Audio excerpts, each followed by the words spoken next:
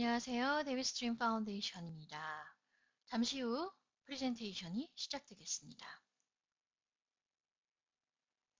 오늘 무료 위암 교육 세미나는 임상시험에 대해서 연사이신 제임스 클리어리 박사님께서 강연을 해주시겠습니다. 제임스 클리어리 박사님은 데나파버 암센터의 종양학자이십니다. 오늘 이 행사가 가능하도록 도와주시는 스폰서 여러분들에게 감사드립니다.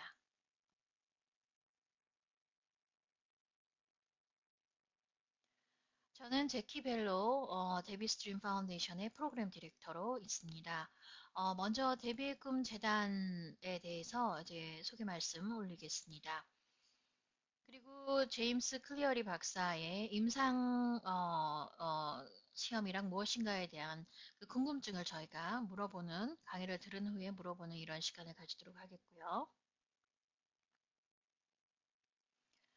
여러분의 음성은 자동적으로 소거가 됩니다. 발표하실 동안은요. 그리고 질문은 대화창을 이용하셔서 타이핑을 해서 남겨주시면 됩니다. 발표가 다 끝난 후에 또 질문을 모아서 질문에 대한 답을 해드리겠습니다. 질문은 남겨주시기 바랍니다. 위암에 대한 사실들이 있습니다. 매년 미국에서는 그리고 올해의 경우에 3만 명 정도가 진단이 되고 그중 만 1,000명이 사망을 하는 것으로 알려져 있습니다. 블랙이나 히스패닉, 동양인, 태평양 섬주민 인종이 많아서 많이 영향을 받고 있고요. 또 세계적으로 가장 높은 사망암 중에 하나죠. 5년 생존율이 20, 30% 정도에 따른데 이건 나라에 따라 다릅니다. 위암 조기 증상이 없어서 굉장히 늦은 진단을 하는 것이 특징이라고 할 수 있겠습니다. 저희의 미션은 재단 대비의 꿈은 섹션 501C3 비영리 재단으로 위암에 대한 경각심을 고취하고 또 위암 연구에 대한 펀딩을 촉진하고 환자와 가족 그리고 간병인에 대해 국제적으로 계몽하고 지원하고 있습니다. 저희 재단 대비의 꿈의 궁극적인 목표는 위암을 완전히 치유하는 것입니다. 설립자이신 데비 젤만에 대한 말씀을 드리겠습니다. 2008년 4월에 4기의 위암을 진단을 받으셨고요. 40살의 세 아이의 엄마이자 그리고 한 사람의 아내, 현직 변호사로 이제 활동을 하고 있는 중이었습니다. 위암의 위험 요인과 증상이 이제 불명확한 거는 다들 아시겠죠? 그리고 5년 생존율이 고작 뭐 4% 정도 됩니다. 데비 젤만은 9년 반 정도 동안 많은 재발을 겪었습니다. 2009년 4월에 데비의 꿈 재단 위암 치유를 설립을 하게 됐고요. 치명적인 암연합 그리고 PEAC, SPEAC, OVAC 같은 커미티의 멤버로 활약을 했습니다.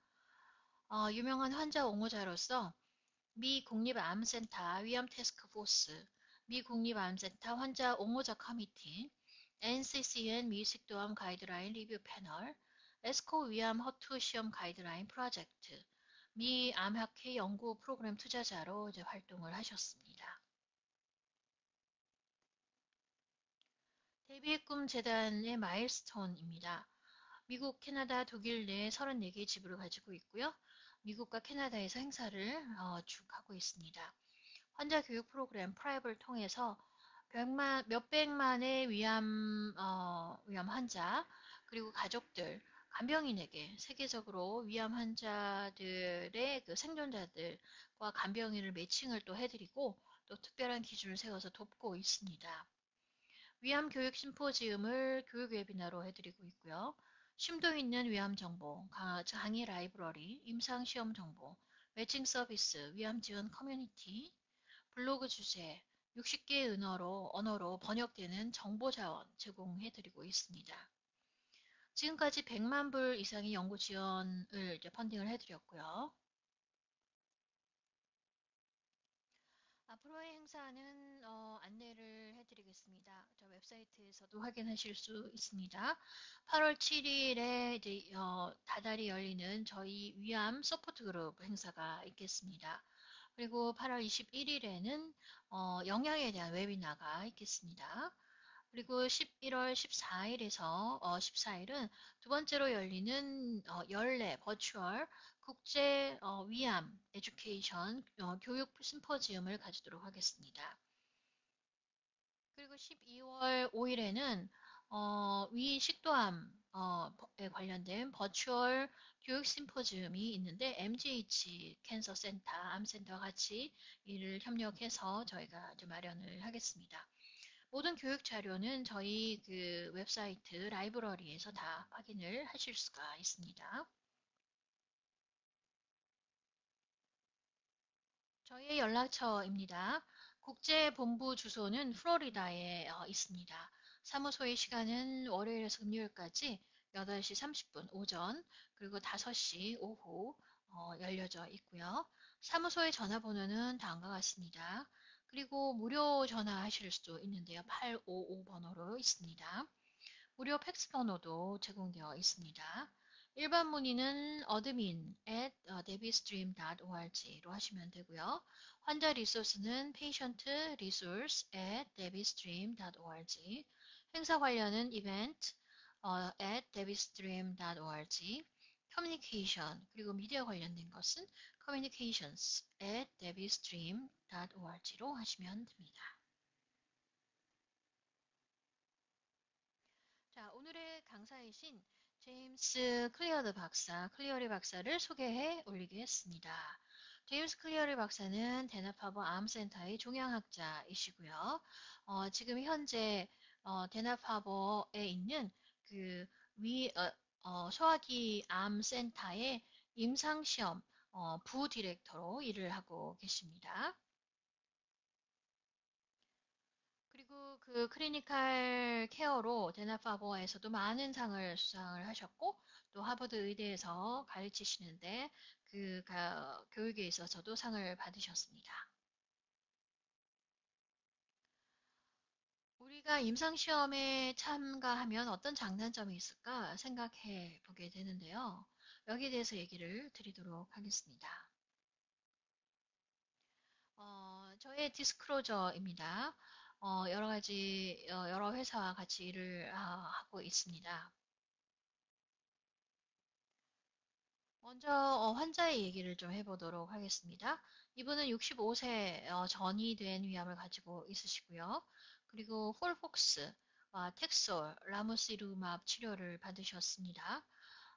근데 이제 종양의가 임상시험에 참여하거나 아니면 호스피스를 제안을 하게 됩니다. 그래서 저희가 이제 생각을 하게 되죠.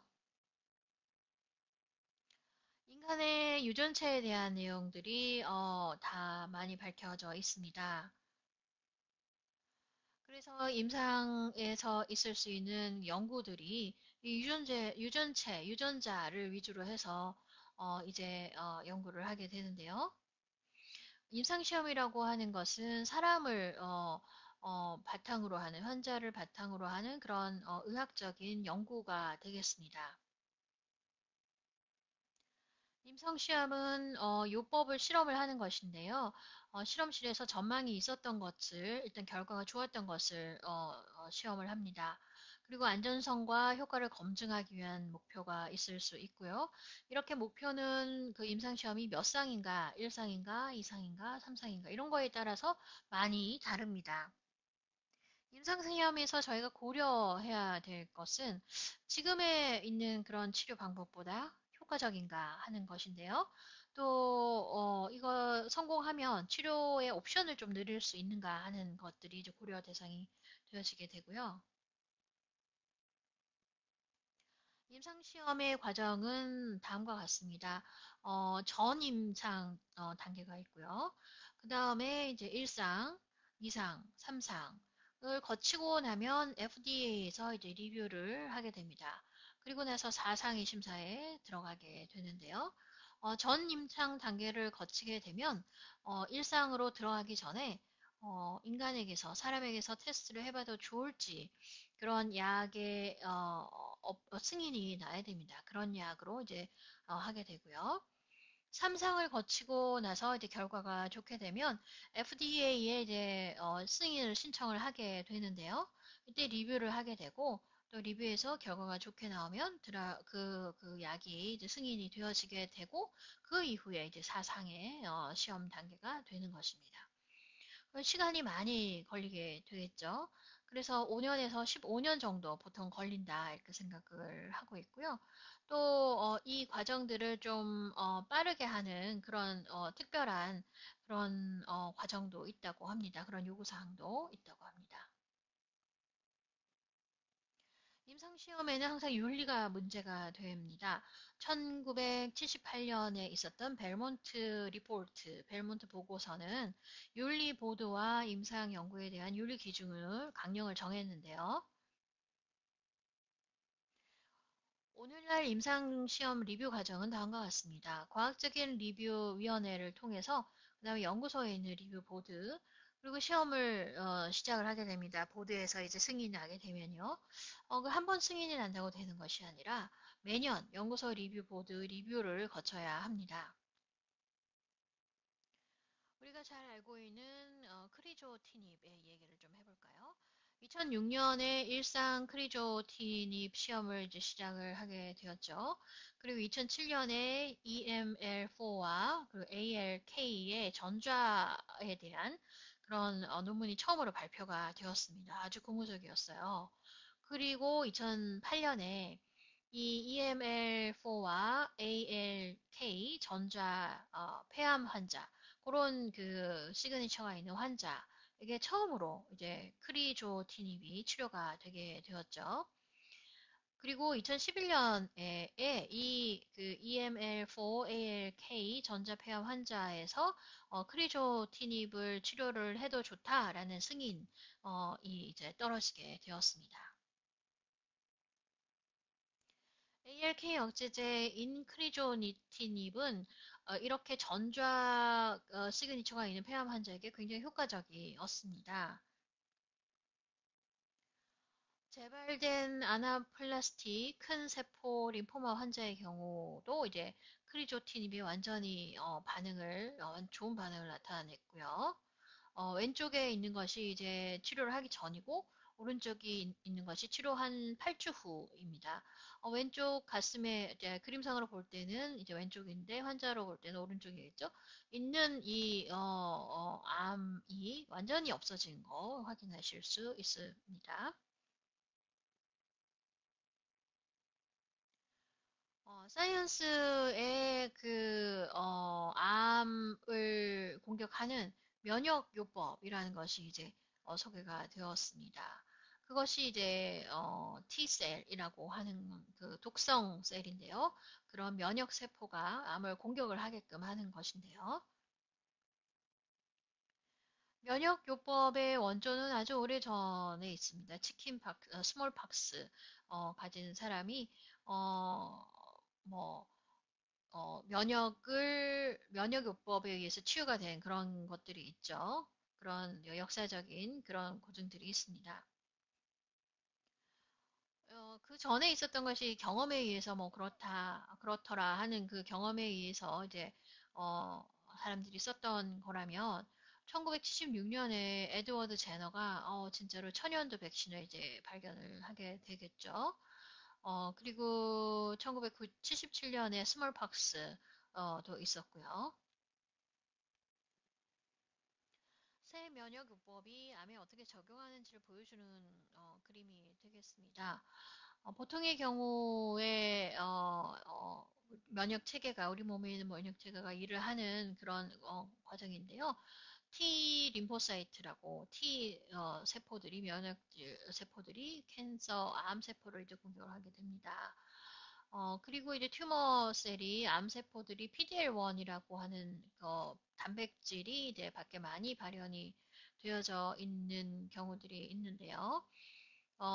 새로운 인이 억제제 억제제 약제를 이제 쓰게 되면 어, 이뮤노테라피를 효과적으로 할 수가 있습니다. 특히 이제 PDL1이 많이 발현이 된 암세포들에게 효과적으로 바인딩을 해서 붙어서 효과적으로 이 암세포를 공격을 할 수가 있게 되는 거죠. 자, 카툰이 있습니다. 이렇게 공격을 하게 되는 거고요. 펜브로리추맙 면역요법이라는 것이 있는데요. 이것은 이제 PDL1 양성, PDL1이 발현이 있는 그런 식도암 환자에게 잘 듣습니다. 이 연구는 2018년에 자마 온컬러지에 이제 잘 발표가 된 내용인데요. 여러분이 이제 임상시험에 참가하시게 되면 환자 예상하는 것들이 있습니다. 내게 맞는 임상시험이 있나 하는 건데요. 두 번째가 이제, 당신의 종양학자와 좋은 점, 나쁜 점을 토론을 해야 됩니다. 이게 임상시험에 참여할 가치가 있는가? 부작용은 없을까? 동의서를 같이 리뷰를 꼼꼼하게 하셔야 되고요. 또 위약을 쓰는 암이 있는가라는 거요. 보셔야 되고요. 또 이 시험이 당신의 암 치료제에 더 시간을 많이 걸리게 하는가? 요거를 보셔야 됩니다. 그리고 의료보험이 이 임상시험을 커버하는가 하는 건데요. 그 다음은 본인이 이제 적임자인지를 이제 스크린을 하셔야 되고요. 그 다음에 시험을 시작하게 됩니다. 그리고 8주마다 보통 CT 스캔을 하거나 뭐 다른 검사를 하게 되겠죠.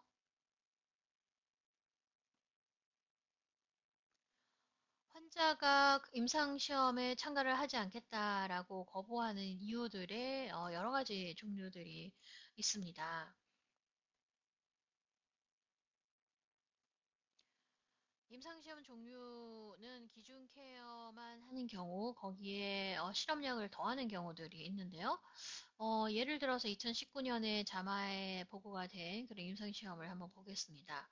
일단 환자들을 무작위로 이제 분포를 하죠. 그래서 1대1로 이제 분포를 해서 A라고 하는 그런 군에는 그룹 암이라고 저희가 부릅니다. 그런 군에는 뭐 어떤 기존에 쓰이는 케어 약이 있고, 그다음 B군에는 예를 들면 다른 실험적인 약 혹은 다른 종류의 도스, 용량이죠. 용량을 쓰는 경우. 이렇게 비교를 해서 분석을 합니다. 네, 또 다른 경우는 임상시험 종류는 실험약 그리고 위약, 플라시보라고 하는데요. 이렇게 처방을 하는 경우가 있습니다. 그 적임자인지 스크린을 한 후에 무작위적으로 이제 나누어서 2대1로 분포를 했네요. 여기 이 시험에서는. 이 시험은 2018년에 란셋 온컬러지에 이제 보고가 된 내용인데요. 오른쪽에 보시면 이 플라시보가 있습니다. 위약이죠. 약이 아닌 거죠. 넣고 그리고 왼쪽에 보시면 실험에 쓰이는 약을 쓴 경우가 있습니다. 이렇게 해서 비교 분석을 하는 경우인데요. 또 다른 종류는 실험약만 쓰는 경우예요. 예를 들면 이상의 경우에 올라파립과 라모시룸맙 이렇게 비교를 한 경우고요. 또 일상시험에 같은 경우는 실험약만 보통 씁니다. 왜냐하면은 독성이라든지 이런 것들을 체크를 해야 되는 경우들이 많기 때문에 위약이라든지 이런 걸 쓰지 않는 경우가 있죠. 방금 보신 것처럼 임상시험의 이제 포트폴리오는 굉장히 다양하고 다이나믹합니다. 그래서 떤 종류의 임상시험인지 어떻게 분포를 하고 있는지 그런 거를 꼼꼼히 체크를 해보시면 좋을 것 같습니다.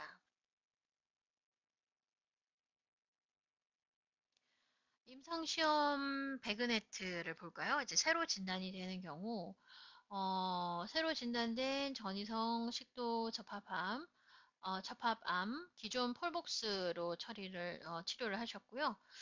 그리고 이제 임상시험에는 클라우딘과 허투 스크린을 이제 하게 되는데, 요런 식으로 이제, 두 개의 암을 써서 이제 하게 됩니다.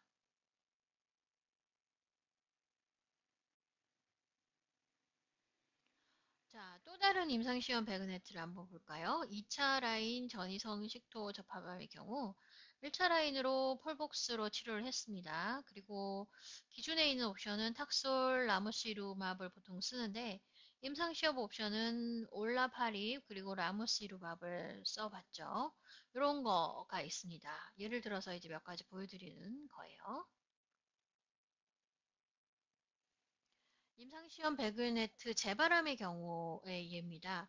전이성 식도 접합암인 경우인데요. 진행은 폴복스, 그리고 탁솔, 라무시루맙, 그리고 펜브로리추맙, 타스 102 이런 식으로 이제 진행을 하게 되는데 네, 일상시험입니다. 일상시험으로 네, 위에 있는 약들을 이제 쭉 제공을 하게 되는 그런 임상시험도 있습니다. 자, 이 환자의 얘기를 하면서 이 이야기를 마무리 짓고자 합니다. 65세 전이위암을 가진 환자시고요. 폴폭스와 텍솔, 라모스이루맙을 치료를 했습니다. 근데 종양이가 임상시험에 참가하거나 아니면 호스피스를 가셔야 될 것 같다. 이렇게 제의를 드렸죠. 앞에서 얘기를 드렸는데, 일상시험에 참가를 하셨습니다. 일상이었고요. 그리고 이때 니보루맙, 이피루맙 이렇게 치료를 받으셨습니다. 이렇게 1년 넘게 지금 면역요법 혜택을 보고 계십니다. 이런 예도 있죠. 굉장히 잘 듣는 예라고 할 수 있습니다. 네, 이것으로 저의 강의를 마무리를 짓고자 합니다. 질문이 있으시면 하시면 데비 스트림 파운데이션으로 하시거나 지금 이 자리에서 하시면 제가 답해 드리도록 하겠습니다. 질문은 대화창에 남겨주시기 바랍니다. 질문에 대해 답해 드리도록 하겠습니다. 또 다른 질문이 있으시면 데비스트림 파운데이션으로 이메일 주시거나 전화로 주셔도 됩니다. 그리고 오늘 강의를 해주신 박사님께 문의하셔도 괜찮습니다. 스폰서 여러분들에게 감사드립니다. 데비스트림 파운데이션이었습니다.